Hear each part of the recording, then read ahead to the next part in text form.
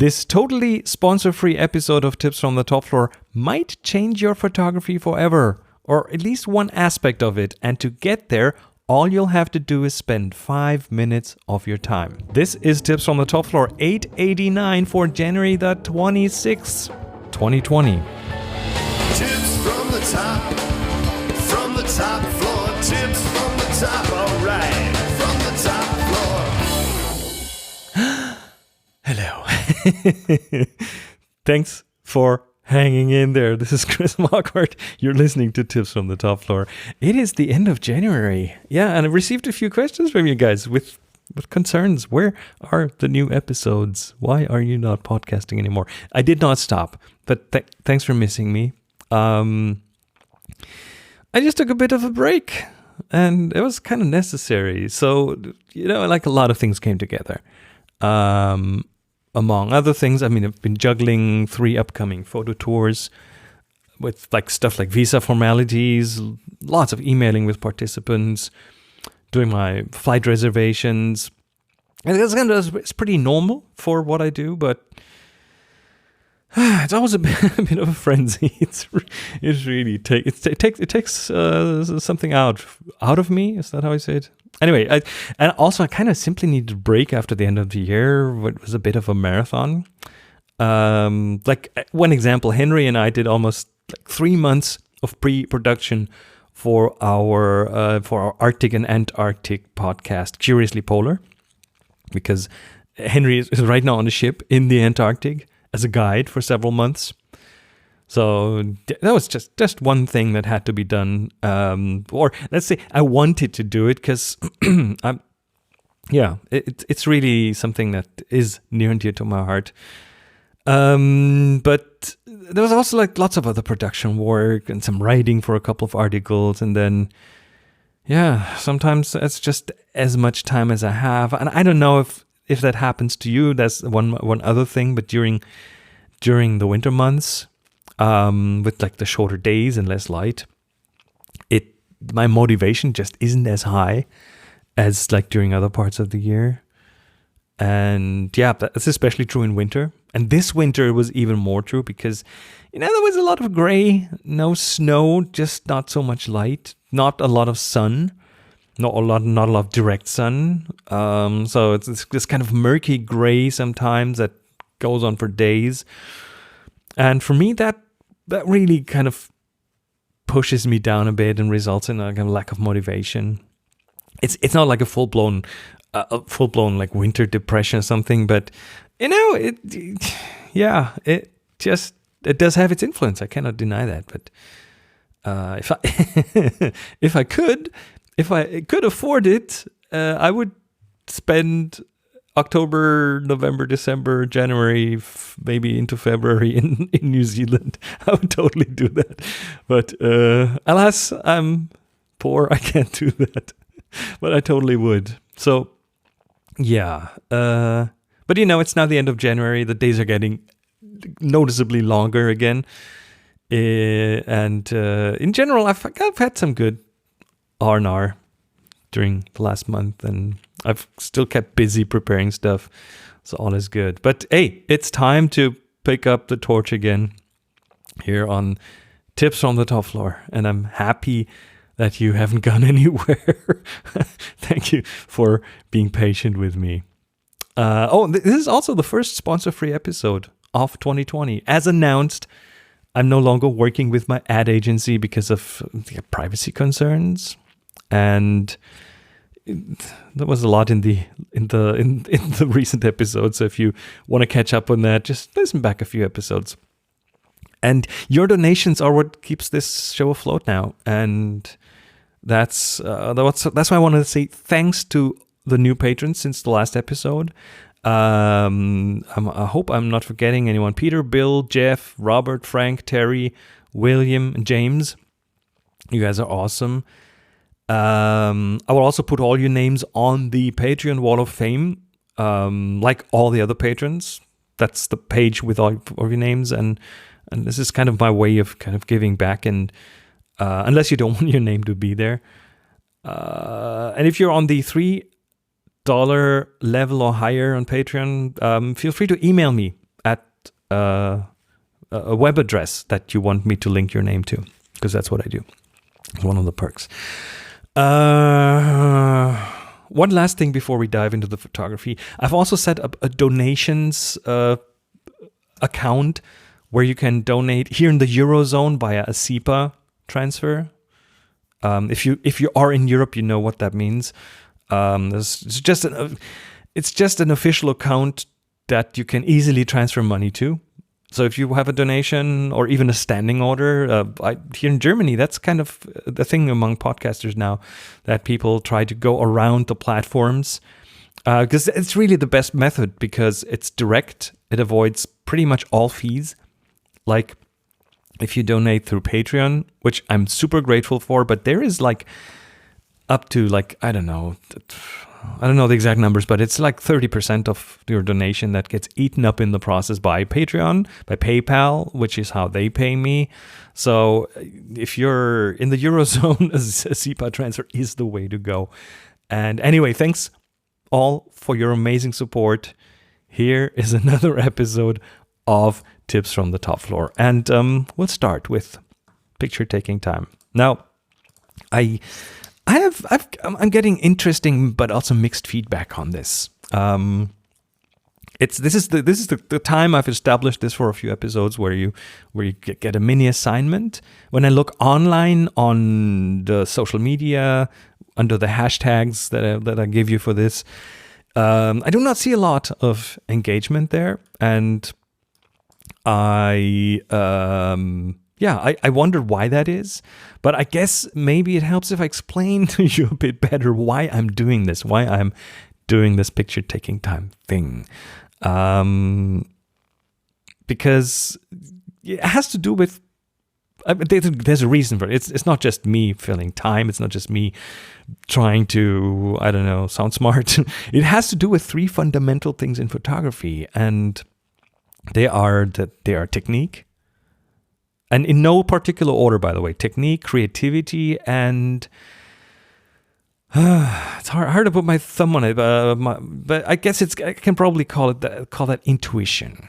And all these little assignments have a goal. They aim at helping you improve in one of those areas. So every time I put out an assignment, it's because there's an offer to you to help improve. You have to pick it up though. And they are all things that you would probably not do on your own. I know myself, okay? I know that for a lot of these things, I need a reason to do it. I need to be prompted from the outside. I need someone to prod me with a stick and go, hey, do it. This is my job here. I'm prodding you with the stick. So here's some examples. If you force yourself to switch it up, if you force yourself to break one or more of your photography rules, that will help you take an outside viewpoint at yourself. And in the best case, it will help you add a new tool to your photography creativity tool belt. And if you try a new technique, something that you wouldn't do because, I don't know, no one has poked you with a stick about it, and you're doing the same on the technical side, right? You are adding tools to your tool belt. Worst case, you'll go, meh, that's not for me. But at least you've tried it. And best case is you go, oh, wow, that really changed something. I might incorporate that into my photography in the future. I don't know. I kind of see my role a bit like, I don't know, forcing your kid to at least try broccoli, right? You might still not like it, but at least now you know why, right? And in general, and that's really a kind of a basis for why I like this. If you mix things up, if you add more viewpoints to your photography, figuratively and literally, then you're on your way to becoming a better photographer. So that's why I give you these mini assignments.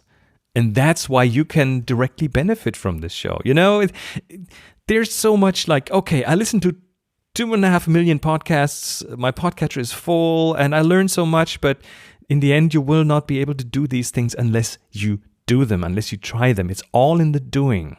So, yeah, do yourself a favor. set aside these 5 minutes and do these assignments.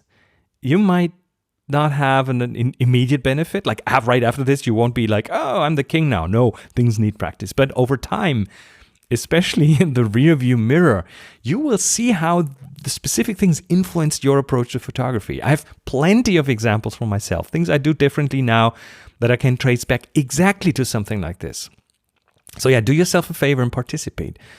And 5 minutes, that's all it takes. Let me know about how it went.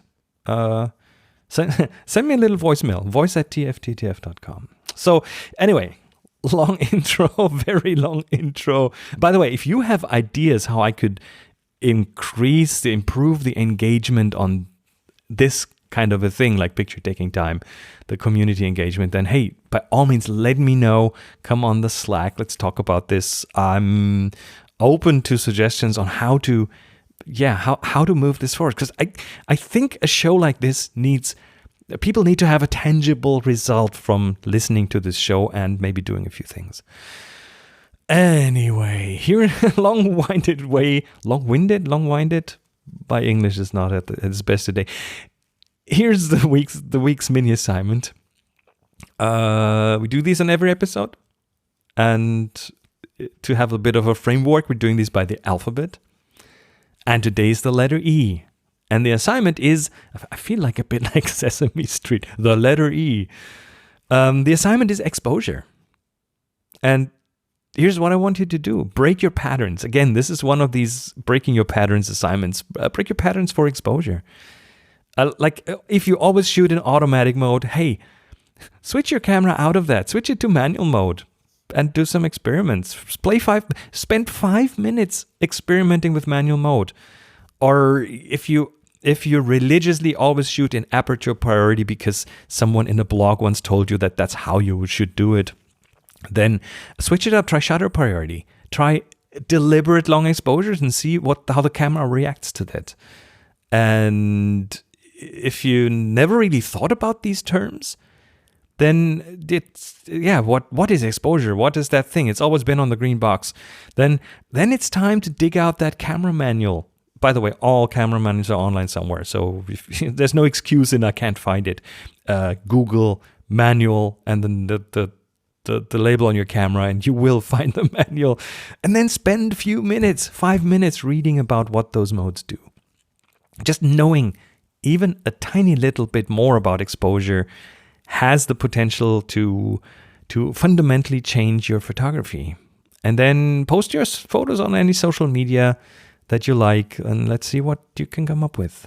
And the official hashtag for this assignment is TFTTF, hashtag assignment, hashtag exposure.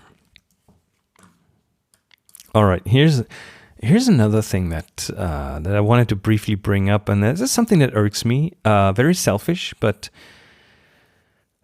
so the second edition of our film photography handbook has been released a short while ago in English in the US, and of course there's one place in particular that an author will keep an eye on, and that's the reviews on Amazon.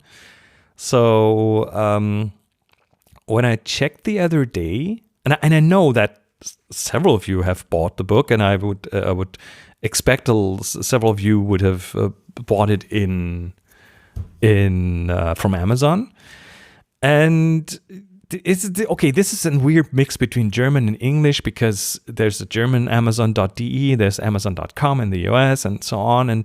And the reviews, the star ratings and the reviews are Amazon does a weird thing mixing them. I'm not sure that you guys in the States see the German reviews, but when we enable something on the site, we can also see the English reviews. And anyway, the Film Photography Handbook, the second edition, is like 3 stars, which it was very much lower than the 4.5 or 4.7 stars of the first edition.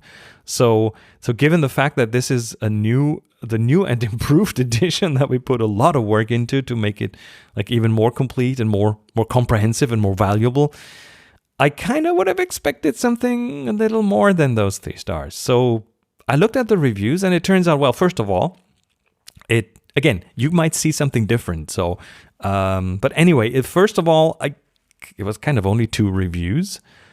And the first one was like praising the book, 5 stars, very flattering. I'm very, very grateful for that. Very complimentary about the book. And then the other one was like 1 star. And of course, I mean, as an author, it's like, oh, why? What's wrong? And I checked the review and I read it, and it wasn't a review about the book and its contents. It's the German review, okay? And obviously, what happened is someone from Germany has ordered the 2nd edition of the Film Photography Handbook in Germany, so you can get the English version on the German Amazon. And the first thing it says in their review is starts with, "I haven't looked inside the book just yet." So it's clearly not a review about the book itself. It's about something else. And the review continues like, here's how the book arrived. And it shows a photo of a corner of the book being like smashed in slightly from whoever transported the book. So it's a complaint about, I don't know, DHL or FedEx or whoever transported the book to Germany. Or maybe it's even a complaint about Amazon because, I don't know, they might not have been handling it well, or they might have packaged it not well enough for such a long trip. Anyway, it doesn't matter. What this review is doing is it's kind of unproportionately drags down the entire rating, and it hurts the sales of the book pretty much. I mean, if you look at a book and it's only got 3 stars, a lot of people won't read the reviews. They will just see the stars and go, it's probably not good, and then go away. And I fully understand the frustration when something arrives damaged. But I don't think that's what the review system is made for. I think it's pretty clear in the rules that they have somewhere that that's not what it's made for. I emailed Amazon and they're like, no, we can't take this off, and this is a final decision. So anyway, if a book arrives damaged, if anything arrives damaged, then the seller has an obligation to replace it with a good one, and Amazon does that here, at least here. So turning that frustration into a 1-star rating for the product itself is kind of painful. And anyway, I tried. There's a report this review button. I'm not sure it's doing anything. I'm not sure if you can't even see it. But the one thing I would like to ask you, if you bought the 2nd edition of the Film Photography Handbook, I think the only way right now is to kind of try to have more reviews that speak about the book. Whatever they say about the book, if you only give it 3 stars because you are disappointed, then I'm very sorry. But then that's what the review is going to be like. But then it's a real review, and I think that's the only way to kind of not make this as important by having more reviews about the book. That's what I'm saying. So if you bought the 2nd edition, I would totally appreciate if you could review it. So anyway, we are at the first caller. It's Earl. Hi, Chris. This is Earl in San Diego, California. I received as a gift for Christmas your Film Photography Handbook, 2nd edition, and it has given me the itch to shoot some film again. I have a Canon AE1 35mm as well as a Mamiya 645 medium format camera. Also have a Holga, may have to dig it out. Each year in February I have the opportunity to take photographs of operating steam locomotives over 100 years old, and I figured this would be a great chance to try some different film.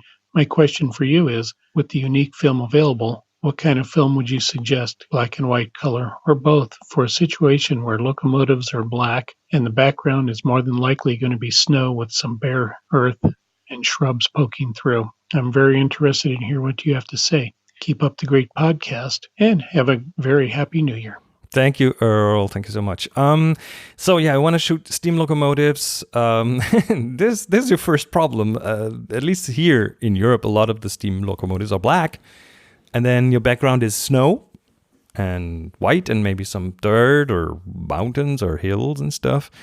In general, I mean, you're setting yourself up for a tough situation because in general, a steam locomotive from the ground, shot from the ground, you likely have to have a lot of sky as the backdrop, or you have a busy backdrop. So the problem with the sky is, the big contrast between the black locomotive and the bright sky. The other possible issue is if the background is too busy. And a steam locomotive in itself is a busy subject, right? There's lots of pipes and wheels and nuts and pulleys and whatever these things have. But so my first thing would be to try to diffuse the background, to make the background something that's a bit more uniform.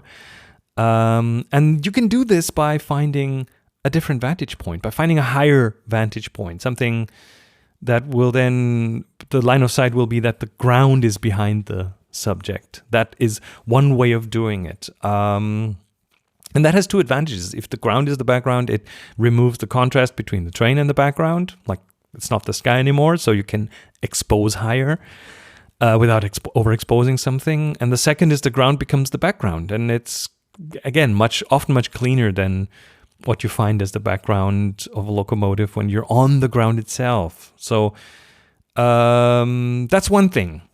The other thing might be if you do not have a choice in the vantage point, then try a longer focal length and go further away. It kind of requires a clear sight line, of course, but then you could, with a telephoto lens, try to blur out the background a bit more and get some more attention onto the sharp thing, which then is the locomotive. But I think the vantage point thing is really interesting. So try to get on something. I mean, is there a bridge, or is there an upper floor of a building, or could you even fly a drone? So also, of course, there are other compository elements like rails that make for a great line to guide your eye towards a train.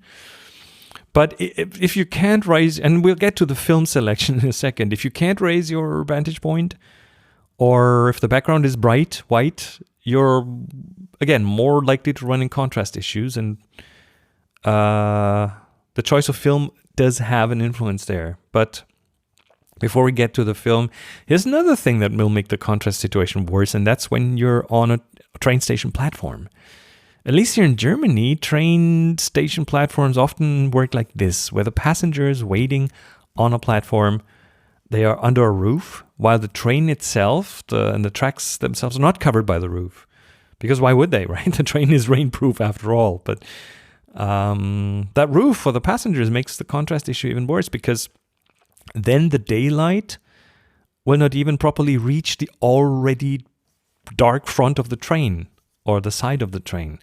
So the dark part of the train becomes even darker while the sky is still the same brightness. So these structures will not only shield rain, they will shield light. And many digital cameras will have an issue with that.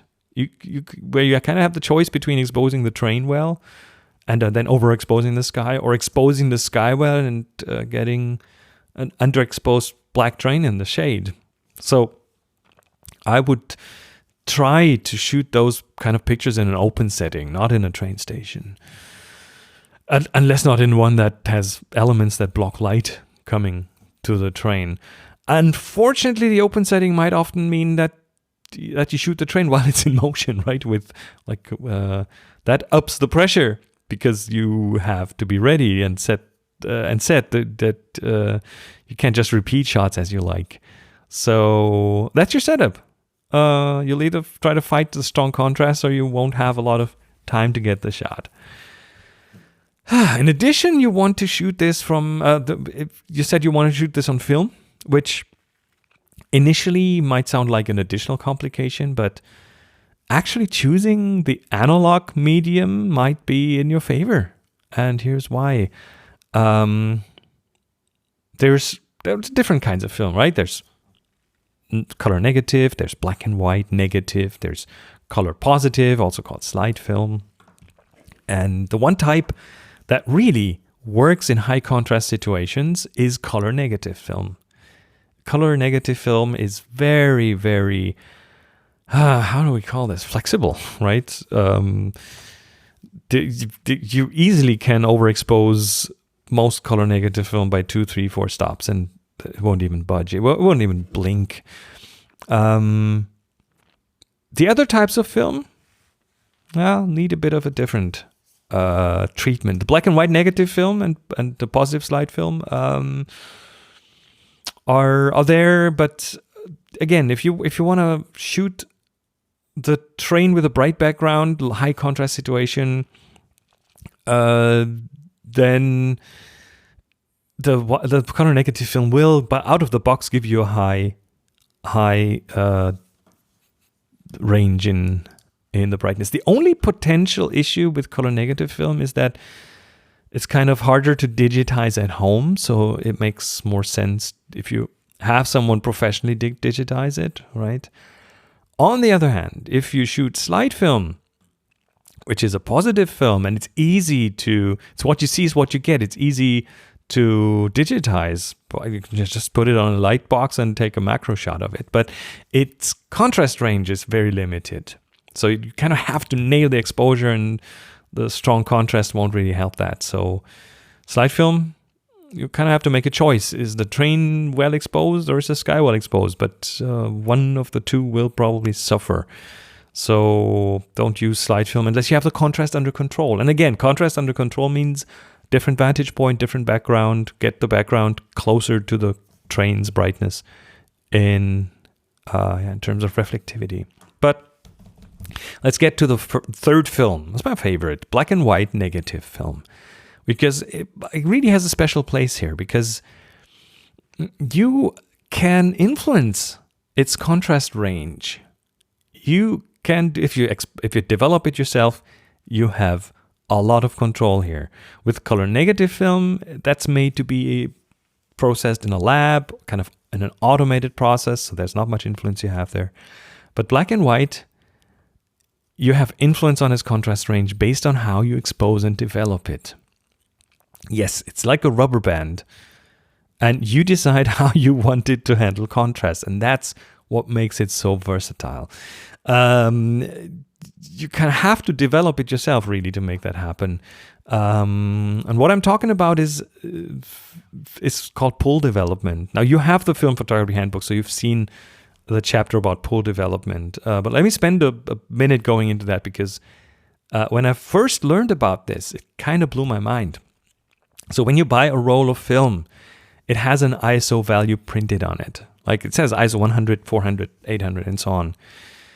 And normally you would set the light meter in the camera to that ISO value, and then the camera will take that into account when using its light meter, and it gives the film the right amount of light. It's the same way a digital camera works, just that you're more flexible with the ISO. But yeah, it's pretty much exactly like a digital camera. Again, just with the fixed ISO, because that's tied to the film. But in actuality, it isn't tied to the film. Let me repeat that. The ISO on a film, the ISO on the label of the film is not a God-given value. You can override that. It's your decision if you want to expose an ISO 400 film as if it was an ISO 100 film or as if it was an ISO 1600 film. Yes, let that sink in. So let's say you have an ISO 400 film. It says 400 on the box, but you set your camera's light meter to ISO 200. So now the camera just treats the film as if it was an ISO 200 film. So the camera will give the film twice the amount of light than you should. Then it says on the box, right? So you give your film too much light, and that will have a result in the pictures being too bright, right? That's what we would expect, and that's true. But there's that film development step. Like between the final photo, you have that step of developing the film first. And that's where you can adjust. You can adjust for the different exposure. Now, you know this film has been overexposed. This film has seen more light. And the pull development. That's that's how we call it. The pull development, which means you adjust the parameters in development, and there's recipes for that. You would overexpose the film and kind of underdevelop it. And as a result, you will get more stops of range out of the black and white film. You will make this film see more nuances in the light. And I try to take that as far as possible on a photo workshop. And we played with this, and we ended up with like a 15 or 16 f-stop range on the roll of film. And when photographing that train, you probably wouldn't even want to go that far. So just extending that dynamic range of the film by a couple of 3 stops, you'd probably have your solution there. So that might be a good prompt. This is my stick. Earl, I'm poking you with the stick right now to go and try the pull development. Get your massive depth chart database and look at pull developments. That'll tell you what films are good for pulling. That'll tell you what a developer might be good for pulling. I like D76, so that might get you to try a different developer, and that might teach you about timings, and then do a few experiments, and you will have that new tool under your tool belt, the pull development. It's very underrated, but so satisfying, so satisfying.